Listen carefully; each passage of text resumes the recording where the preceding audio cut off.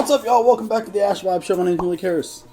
And Makatochini. And this is where you come to Vibe with the Tribe. So today we are watching a brand new Minecraft video. We've dropped two so far. And they weren't like our most popular videos, if I'm being 100% honest. And I think it's because we're breaking into like a new space when it comes to just really anything that's like video game. You know, when we do like certain trailers that have to do like Marvel or Wolverine or, you know, things like that, I think it more pertains to what we're already doing, like Marvel Rivals. We racked up a bunch of Marvel content, stuff like that, Lore Dive and whatnot. Obviously Warhammer, obviously League of Legends, you know, we have a big, community over there. But this is going to be something we're going to be doing regardless, so we're going to keep dropping Minecraft videos because it's genuinely interesting. So over time, hopefully things pick up. If not, you know, I appreciate the viewers that are watching this because we're doing it specifically for y'all. Just trying to get a little bit more interest though. We are working on the server still. We were going to drop it super fast and then I decided to kind of span it out. We also have like our comic book universe. We also have like it's holidays and a bunch of things going on. So I'm like, let's take our time and make sure that we're, doing something that actually is of value. So that way when we open up the server to everybody, or, select few people, it's actually fun and entertaining and we don't like take it down after a month or 6 months or something like that. It'll be like a forever growing thing. So with this brand new video, this is Minecraft's history of mega builds.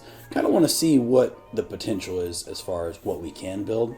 That way we have like goals to work towards. Last video was kind of unrealistic. A lot of that stuff I'm not going to build. But this one, crazy. Yeah, this one seems like maybe it's a little bit just mentally understandable. I'll just say that. I hope so. Yeah. Last one, they were building infinity signs and shit. It was too much. 5 years to build. Yeah, you know what I mean. So let's jump into this one and then see the history of some of the greatest builds.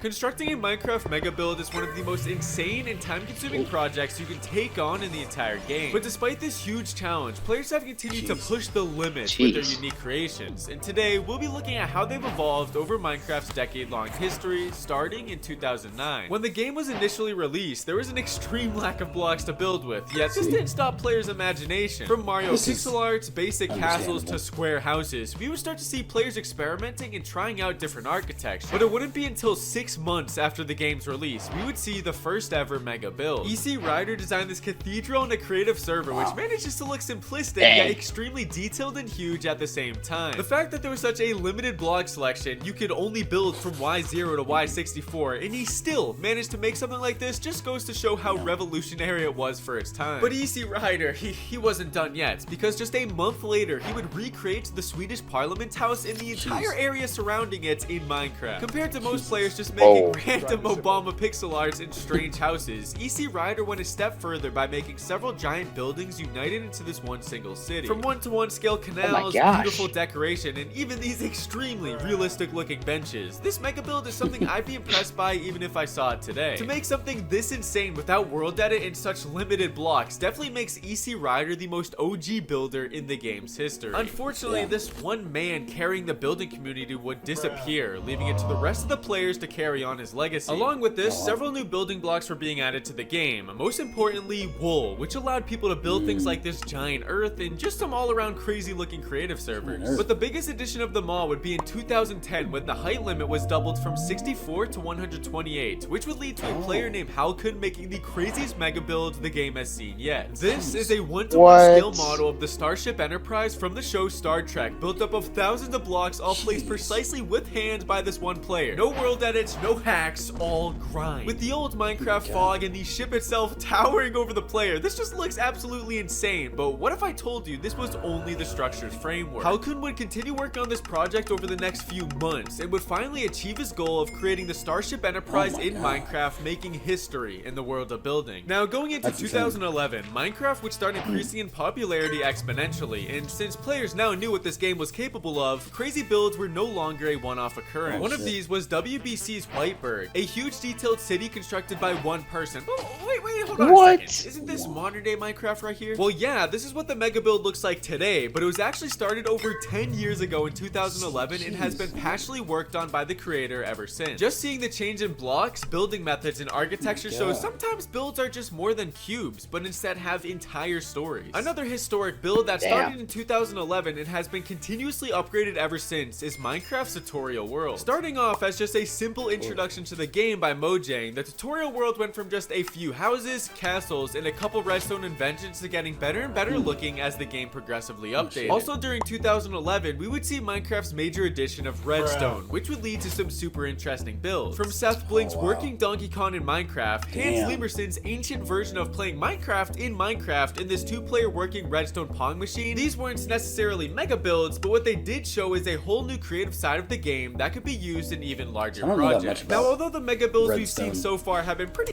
I know, like with redstone, it's essentially like computer wire, like wiring, essentially. And I've gotten a lot of stuff, and I've put together like simple like tracks and things like that. But yeah, I know people have built like computers and shit like that, and yeah, I don't even fully. Yeah, I don't even fully understand that depth of why you would want to build a computer inside Minecraft. You know what I mean? Like with the last video when they built the Game Boy, I still don't mentally understand. Like, wait, so how does it play Pokemon? You know what I mean? Like, yeah, craziness, man. Crazy for their time. They are all about to be completely one-upped by the scaling and spectacle of Imperial City. Regarded today as one of Minecraft's greatest builds, in 2013, architects came together to construct this monumental city, which unlike any other mega build during its time, it's so massive you can literally get lost just admiring the beauty of it. Being roughly a 1600 by 1600 map, it feels like buildings are just infinitely generating out of thin air, each being intricately designed and built no matter where you go. Not only are the builds themselves insane, but the creators didn't take the easy way out and actually furnished almost every interior. And honestly guys, if there was any Minecraft map I could live in, it'd be this one. Now that was a gigantic city, but what about an entire one-to-one recreated country for you to find your own house in? Well, in 2014, a government official of Denmark saw his son building a house in Minecraft, and he thought, wait, hold up, this could be an uncommon Denmark W. Let's simulate our entire country in Minecraft. And just like that, a server consisted of over 4 trillion blocks was created, taking up over a terabyte of space, allowing any Denmark citizens to log on and upgrade their own houses in the game. It's my pleasure as Denmark president to say we have made our whole country in Minecraft! Yeah! Jesus.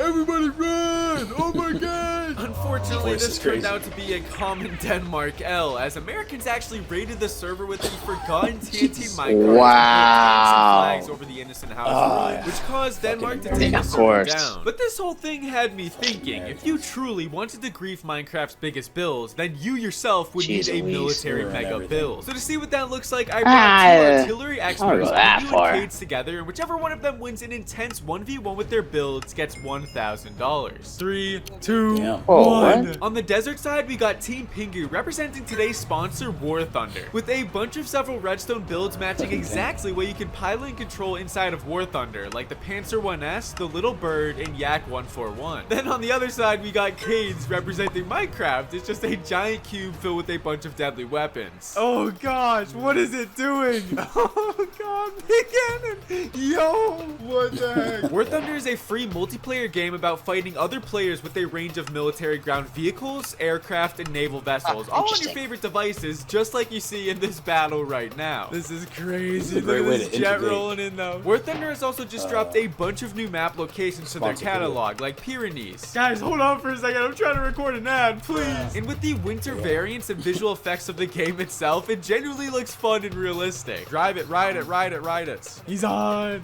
He's in it. Yeah, you can't really drive a jet in Minecraft, but in War Thunder, you can strategically rip those babies for miles. No way. Yeah, he integrated that Dang, there's no way. Damn, that is That's insane. And there you go, Caves. That's $1,000. You need to download War Thunder for free from the link in the description right now. Because all new players and those who haven't entered War Thunder for 6 months or more will receive 500,000 silver lions, 3 premium vehicles, XP boosters, and so many other bonuses you will not regret getting. Now, as we go into 2015, the Minecraft player base has reached all-time highs. And with the game now having so much more blocks and features compared to when it was released, it didn't take long for one group of builders to innovate and push the limit of mega builds. This is the entirety of Harry Potter recreated in Minecraft, and I don't mean just a Hogwarts build. I mean broomsticks that are sweeping themselves, custom recreated graphics, London, magic, the entire playable story, and more, all completely done in unmodded Minecraft. Because command blocks and data packs were getting popular around this time, the Fluid Network mixed them with a series of mega builds to create a playable Harry Potter story. The map starts off with this super cool owl cinematic, then you found out you just got accepted into Hogwarts with a letter. From there, there's an entire story to play, from interacting with the movie's characters, fighting off custom bosses, and exploring gigantic cities. Even just playing this for 10 minutes, I felt like I was in a completely different game. Because of how intricate, detailed, and just insane this creation is, it easily takes the spot as the most insane mega builds made in Minecraft to this point. Alright, so going into 2016, players would continue building insane cities, castles, and adventure maps, but there was one interesting category of building that was getting popular during this time: Slimestone. With the addition of slime just a few years prior, players could now bring their builds to life in vanilla Minecraft with the use of pistons and slime blocks. And it didn't take long for players to push the limits of what was thought to be possible. A player by the name of Cube Hamster started an underground competition called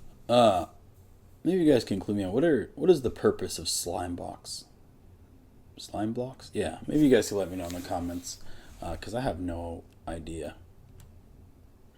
The SBRT, where geniuses in the community would create massive controllable slimestone robots to fight against each other. The goal was to either kill the other opponent's pilots or completely destroy their contraption using all of the weapons inside your own. Like, just looking inside one of these slimestone mega builds is confusing, but somehow all of this plays a key role in the robot's functionality. From strategically deploying TNT minecart missiles, they're using that for the tanks and the aircrafts. All of which is done while the robot is moving at the same time. Staying on the topic of technical mega builds, in 2017, a player by the name of Mr. Squishy recreated the entirety of the game Pokemon Red inside of Minecraft. All of these command blocks, pixel arts, and numbers you're seeing on screen right now somehow act as code inside of Minecraft, and they all come together to create the whole game of Pokemon Red, all able to be played on this Game Boy. It was difficult for me to understand the scale of this project until I heard that it took over 357,000 custom command blocks in over a year and a half to complete this historic invention. Now, compared to the mega build projects we saw in the earlier years versus now, it's clear with the new updates and players innovating, the creations have gotten undoubtedly more insane. And what better way to appreciate this than by looking at Blockworks' 10-year Minecraft anniversary build. When Minecraft turned a decade old, Mojang went to Blockworks and asked them to create a tribute for the game's birthday, and they definitely over-delivered. The map starts in a small desert temple village where you can take a minecart through a history museum that shows all of Minecraft's update progression. Once you get to the end, you're welcomed with the main attraction, the entire mega build. Built up of 4 main parts, this beautiful build features museums, giant recreations of in-game items, and all of the blocks added to this day connected inside of this one massive theme park. There's loads of different Easter eggs relating back to Minecraft, and even a few secret items Mojang added in just for this map, like this disc called a golden record where you can hear the developers singing happy birthday. Now, there's one thing in common about all of these mega builds so far though: they're made in creative. But players on the Sidecraft SMP, who are known for pushing survival mode to its absolute limits, built one of the largest and most insane Minecraft farms to ever exist. Dug out in 2020 using TNT bomber planes, this giant perimeter holds this mob farm platform that is designed to only generate creepers, which teleports them automatically into the nether to be killed. Because they mined out such a clear space, it forces all of the creepers to spawn in this single area, causing the farm to bring in over 1 million gunpowder per hour. But the coolest part is it's more than just a farm in a perimeter. They even went a step further by scaling and designing the entire thing in a particular way. So if map arts are taking up the whole area, it creates this iconic picture of a creeper peeking through a wall. By the way, this is just one of the insane mega builds constructed on the Sidecraft server. They've done so much more impossible things that years ago people in creative couldn't even have built. So now we've seen giant recreations of creepers and items, but what about a big piston? This is Lord John's 384 by 384 by 384 recreation of a redstone piston, which in itself is a mega build, but the craziest part is it actually extends over tracks. Inside of the gigantic contraption is filled with different redstone and slimestone components that, when activated, will work in unison to extend the piston, which will take a total of 10 hours to run a full course. Alright, so from this point, all of the mega builds we've seen so far can be considered works of art, taking advantage of the vast blocks, features, and imagination Minecraft now offers. But by far, one of today's most beautiful builds are done by a player named Roman, who specializes in creating gigantic dragons. From ones literally going up to the sky limits to a recreation of the Steve and Alex Ender Dragon fights built multiple different times, each representing a different scene. All of these could go inside of a museum. Wow, looking back through all these years at what people done is incredible, and the most I've ever built is an upside down T explosion joke at the end of my video. Okay, no more wasting time. I'm gonna change the world. Upside down T? Huh. Interesting. Alright, well, looks like that was the end of the video. Very interesting. Jeez, that's interesting. T, huh? Anyway, yeah, very interesting. Looks like that's a huge build still. Yeah, that we probably are not going to be able to really, but maybe you guys can help us out. Comment down below what the green stones do, the red, the slime stones, the red blocks, and then also if there's any other videos that you think would help us, give us inspiration, or videos like this still do inspire us to just see the full potential. But if there are any other videos you guys would recommend, or where we should take this Minecraft journey while we're building a Minecraft server, definitely comment down below and let us know. I appreciate it. Also, if you want to join our Discord server, then you can help us out over there. Give us notes and all that good stuff. But yeah, that's all I got. Any final things? Oh man, I'm just looking forward to jumping to our server when it's all done and complete. Honestly, yeah. And this will be built around the world of Neutropia. We do have a few Neutropia full-on graphic novels out, so you'll kind of see like a guide map of how what we're trying to obtain. You can find that on Amazon, or you can find that on our website, AstraVision.com. All right, y'all. Until next time, appreciate you. Thank you guys for being here. Watch this episode with us. Till then, we'll see you guys next time. Much love. Peace.